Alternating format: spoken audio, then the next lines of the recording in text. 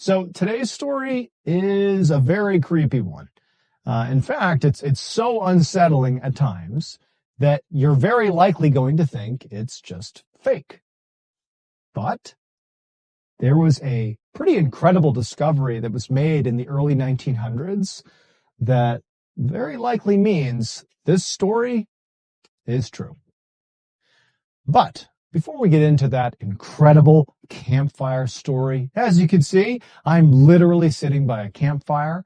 And honestly, it was just because, what I sort of do is I tell scary campfire stories a lot of the times. But I never actually sit by a fire. And so we decided, why not literally make a campfire and tell a spooky story by it?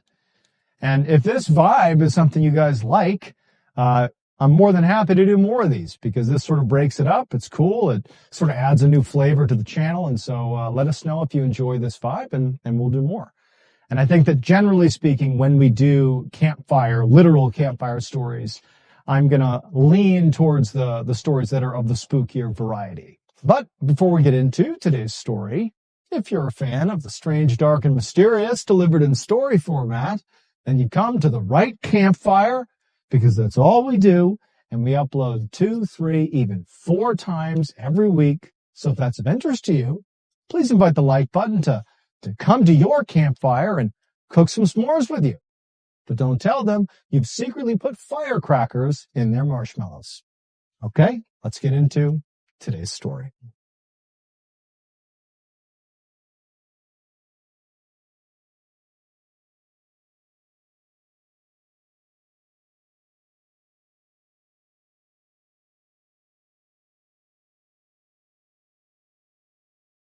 Hundreds of years ago, there was this young indigenous warrior who was on his way to the center of his village. And his village was located in this heavily forested rolling hills area of modern-day Richland County, Wisconsin.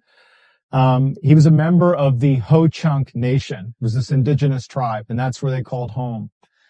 And as this young warrior, this strong, brave young man is walking towards the village center, he had been called there by his tribal chief.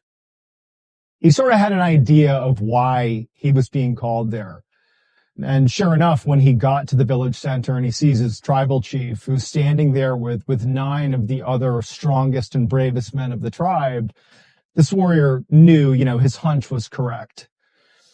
So 2 days earlier, 3 teenage boys that were members of this tribe, they had gone out deer hunting in the wilds right outside of their village. Again, this is a heavily forested, beautiful rolling hills area. And these teenagers had not come back. They had just been gone now for 48 hours, and their respective families were worried. And they had been, telling the tribal chief that they really needed to send out a search party for them. But the chief had sort of held off, in part because it wasn't entirely uncommon for hunters, even young hunters, to go out for a couple of days at a time. But the family, they had a bad feeling about it. And so finally, the tribal chief relented 2 days in, and he was calling a search party together to go look for these young men. And so the warrior who's walked into the village center here, he was being asked by the tribal chief to lead this search party effort. He was going to be in charge of these 9 other men. And so, the warrior, in truth, he sort of felt like it was overkill to put together this huge search party for these teenagers that in his mind, he really did think they were just fine, but he didn't want to undermine the tribal chief. And so he said, of course, I'll go do it. And so the warrior, along with the 9 other strong, brave members of the tribe, they gather up some weapons and some food and water because they didn't know how long the search was going to take.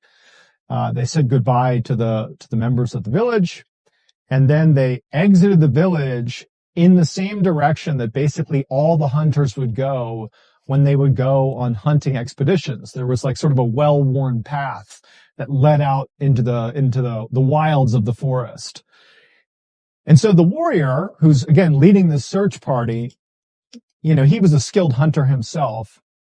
And as he's walking along this well-worn trail, he quickly found the tracks of these teenage boys. So they identify the tracks.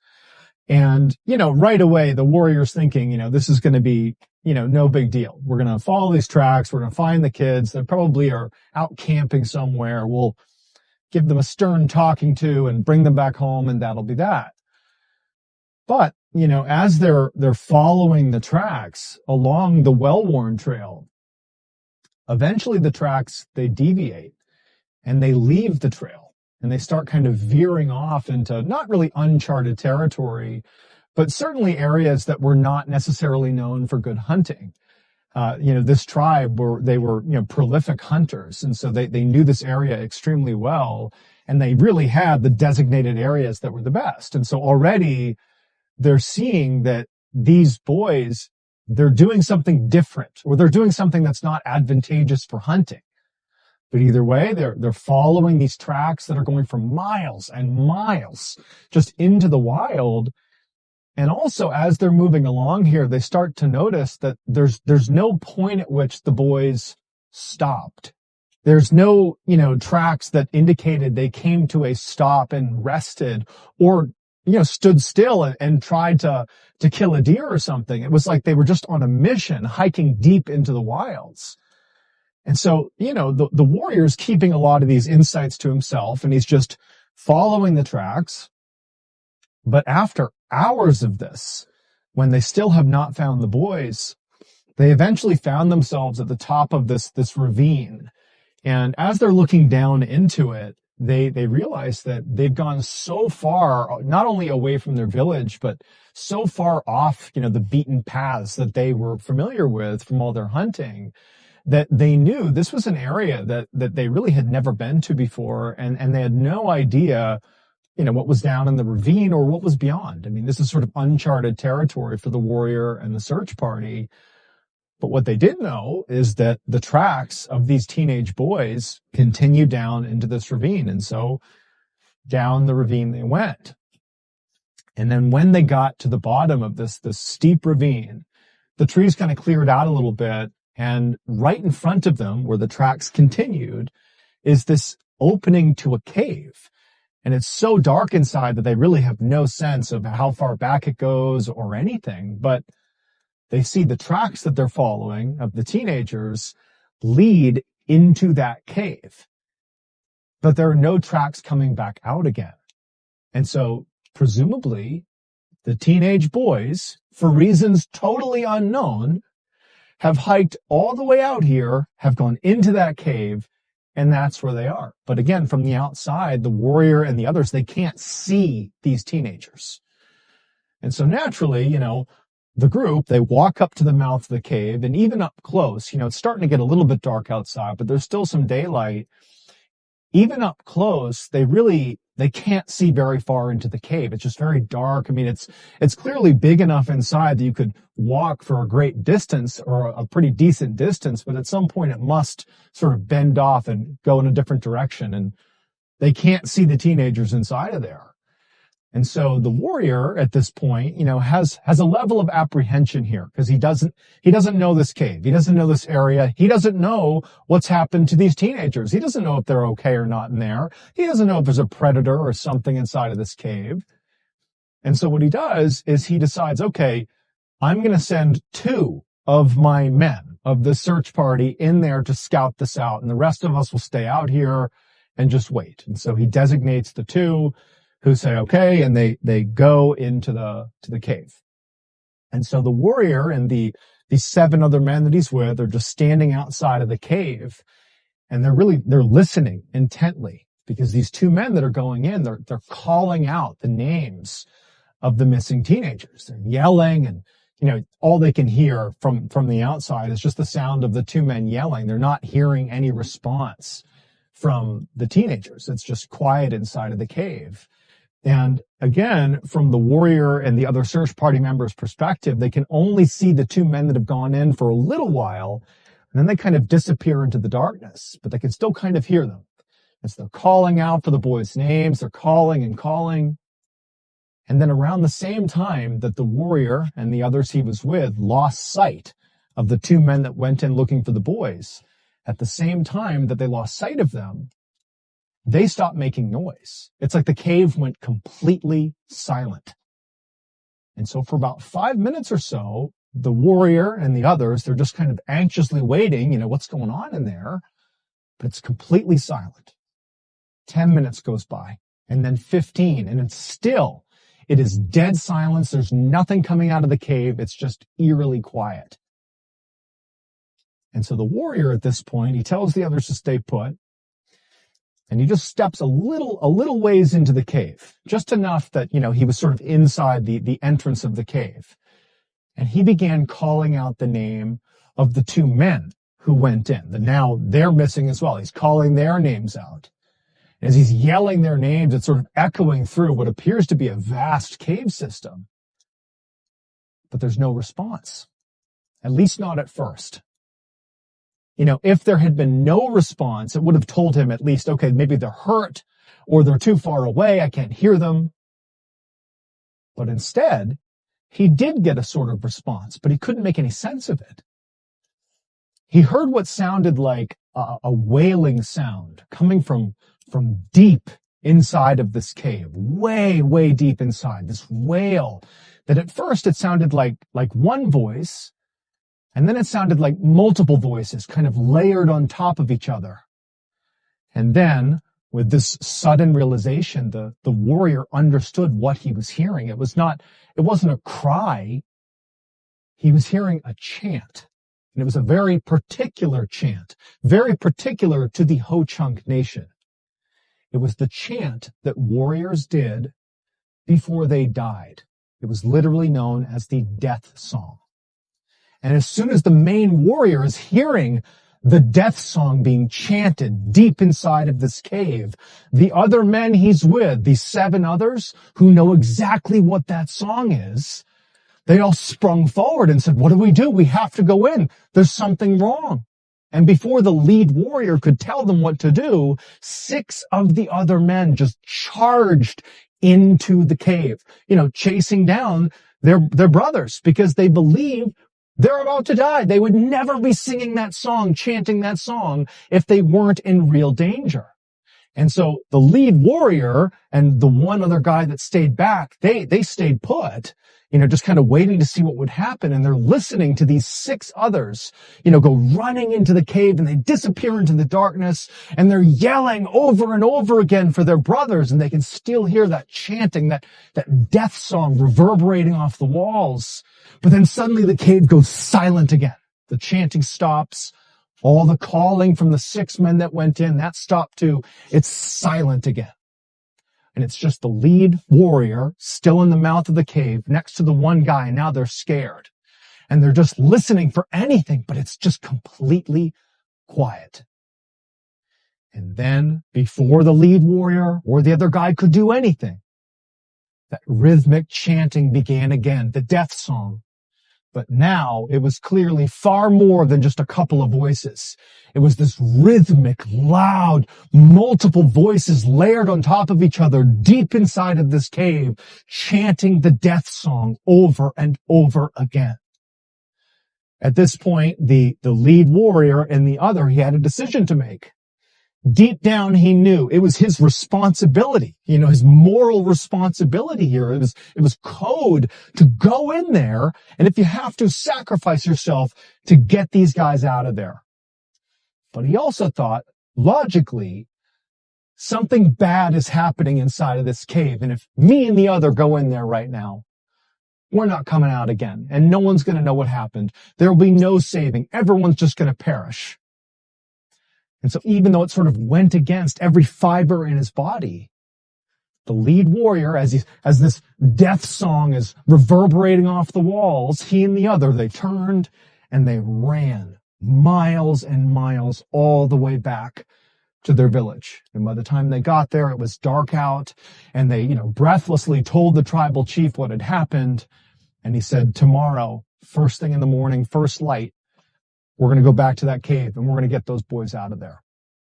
And so sure enough, the next morning at first light, the tribal chief, the lead warrior, and the other man that he was with, the 2 that had come running back from the cave, They, along with about 100 other members of this village, they banded together and out into the wild they went, retracing these steps all the way back to the cave.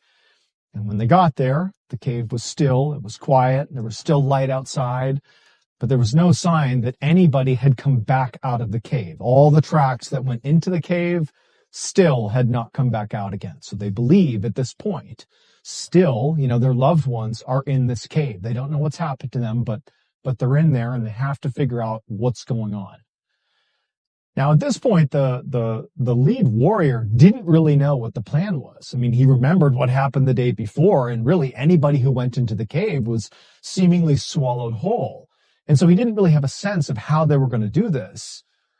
But the tribal chief, he spoke up and he said, I have a plan. We're not going to break up into groups and go into this cave onesie twosie and see what happens. We're going to go as one big group. We're going to lock hands in one big line so that we're always connected. Never let go of the person's hands that are left and right of you. And the lead warrior and the other man, they're going to lead us into the cave in the direction of where they heard their brothers when they went in there. And we're all going to trail, and as one, we're going to walk into this cave until we find our missing people, and we're going to get them out of there. And so the lead warrior thought this was actually a brilliant idea. We'll all be together. We'll be holding on to each other. Nothing can happen to us this way. And so the lead warrior was second in line. The man who was leading the line was basically the other guy he was with, the two that had run back. He was the other guy. So he's in front. The lead warrior is second. He's locked hands with this guy. And then behind him is basically about 100 other people, all holding on to each other's hands, one big line.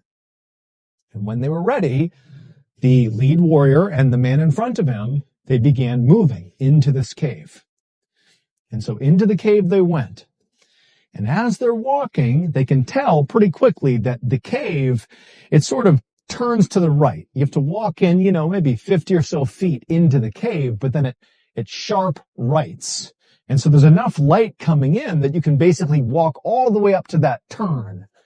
But then when the lead warrior and the man in front of him made that sharp right and they began walking that way, it was utterly pitch black. No light reached that section of the tunnel.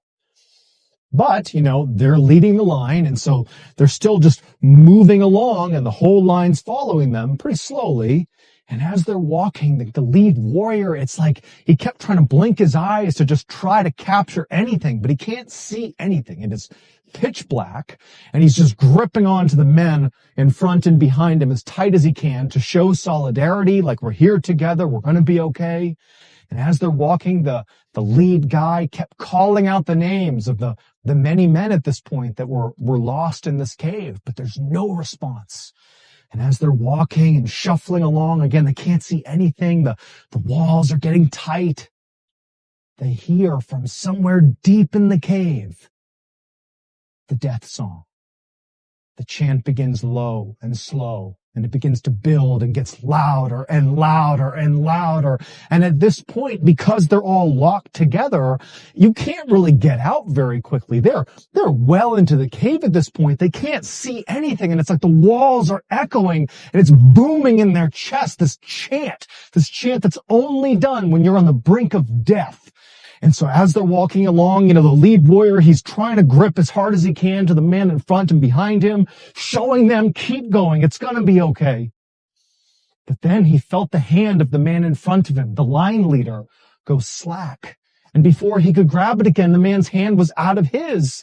And he's reaching out in front of him, and he can't see him, but he can't feel him either. It was like he vanished.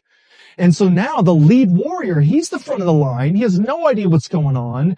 And he wants to just stop and turn and leave. It's getting so overwhelming. And he's about to do that, but he just feels like there's this force pulling him deeper into the cave.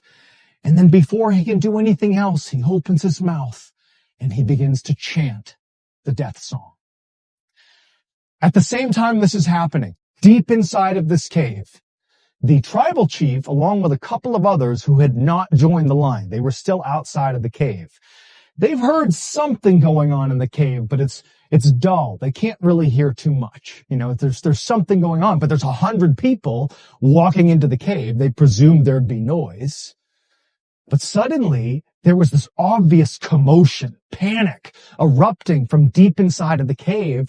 And before he knew it, all these people are coming running out of the cave, scared to death. They come bombing out of the cave. And at this point, the tribal chief knows something horrible's happened, and so he rounds everybody up. He does a head count and realizes over a dozen people are gone. They did not come back out again. And the cave that minutes ago was full of this death song and chaos and panic is silent once again. At this point, the tribal chief sort of designated that it must be the case that there's something evil inside of this cave. There's an evil spirit. There's something in this cave that is taking our people and they're vanishing. They're being swallowed whole by this cave. It's evil. And so from that moment, he forbid anyone from the tribe of ever stepping foot in this cave again. We cannot lose anyone else. Our best bet is to go back to the village and hope that these men, these brave warriors, eventually find their way out again. And so the tribal chief and the rest of these devastated villagers, back to the village they went. And over the next couple of days and weeks, no one came out of that cave. And as weeks turned into months, it's like the villagers, they couldn't really move on because they were not able to collect their loved ones' bodies or get any sort of closure. It's just this unbelievable mystery, this terrifying mystery that had ripped the entire tribe apart. And so eventually, after months and months had passed, and still no one has any idea what's happened, no one's come out of that cave, the tribal chief finally just said, we are going to basically board up the cave. We're going to cover it with rocks. Effectively, it is now a tomb, and that'll be that. No one will ever go back in. This cave will never claim another life. And so that's what they did. They used huge boulders and they completely blocked the entrance. And that was it. Now, that was the story that the Ho-Chunk Nation passed down for generations about what happened to all those people, the warriors and the teenagers and all these people, that they were swallowed alive by this cave. And over many years, many members of this tribe, that heard the story, they didn't know what to make of it. Is it real? Is it just folklore? We don't know. But then in 1930, so hundreds of years later, a chilling discovery was made. So in 1930, there was this guy named Paul Seifert, who in Richland County, Wisconsin, he was sort of a well-known antique dealer. And something he really liked to do was he would go hiking in the forests of Richland County, the rolling hills, and he would look for indigenous artifacts that were left behind from, like the Ho-Chunk Nation and other indigenous tribes that were in the area. Sometimes he'd find, an arrowhead or something on the ground or pottery or whatever it was. But he liked hiking. He liked being out in nature. And this was something he would look for. And, if he found something good enough, he could sell it in his antique shop. And so he's out walking the hills of Richland County, and he's well off the trail. He's sort of out in the sticks, and he finds this ravine. And he walks down the ravine, and it comes to this clearing of sorts. And he notices on the other side of the ravine, the slope that goes back up, he saw what looked to be almost like a memorial or something, like a stack of rocks that looked sort of out of place. And there was like moss and grass that had sort of grown over it. But he immediately identified that there's a mound of something here that looks a little bit out of place. And so he walks over and he begins sort of pulling off some of the rocks. And he realizes pretty quickly that this was put here on purpose, this pile of rocks, these boulders and all this was put here on purpose. And so after pulling off enough of these rocks, he realizes that there is a cave on the other side. Now, it would take quite a bit of work to pull off enough rocks that he could actually get himself inside of this cave, but eventually he did. And once he was inside of this cave, the same cave the Ho-Chunk Nation had dealt with hundreds of years earlier, he's like, wow, like this cave, it's been blocked off. I wonder what's inside of here. Maybe there are incredible indigenous artifacts inside of here. And so feeling really motivated to explore this cave, he left, went back, got some basic supplies, including a lantern, and then he came back another day, because this is well off the beaten path. No one's going to stumble upon this. And into the cave he went. And so he's in this cave, and he walks, all the way to the end where it banks to the right. He turns and he starts walking, and the ceiling of this cave begins to come down, and it's getting really tight on him, but he's so excited to see what's in here because he knows this has been blocked off on purpose. There's something in here. And so eventually the ceiling gets so low that he's crawling with this lantern. And right as he's thinking, this is so narrow, I don't know if I can fit, he pulls himself under this one really low section, and everything just opens up. It's like this grand cathedral in the middle of this cave. And he holds out his light. He kind of stands up and he holds out his light, and it's just this massive, massive space. And right away, he sees something on the ground. There are all these neat rows of human skeletons, and they're all positioned the same way. It's like they're kneeling with their hands over their head, like they're bowing, all of them. You couldn't even count how many skeletons are all positioned here, right in the middle of this cavern. And so he's looking at all of these bodies, and he's gasping. He can't believe it. And he brings the light sort of in the direction that all these bodies are aiming towards, all the bodies are praying towards. And carved into the rock is this enormous chair, like a throne. And there was nothing on the throne. And Paul, when he saw that and all these bodies and just the fact that he's deep inside of this cave, he was spooked. Even though there could have been a sea of artifacts he could have taken, he just turned and he bolted. He crawled out of there and he left the cave as fast as he could. And the reason we know about this story is because Paul, after this experience, he got in touch with a local newspaper. It's called the Milwaukee Journal. And he spoke to a journalist about what he saw. And they reported it. They reported that he found these skeletons in this throne, and it's inside of this cave that was blocked off. And, there's allusions to the story of the Ho-Chunk Nation. It's like this totally cryptic story. But in 1930, and even still today, we're left with a couple of distinct questions. One, what happened to all these people? And two, who or what was sitting on that throne? Thank you so much for watching. Let me know what you thought of today's episode in the comments. And remember, we have hundreds of videos for you to binge right now.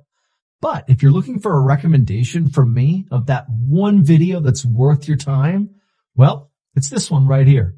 So give it a watch. All right, until next time, see ya.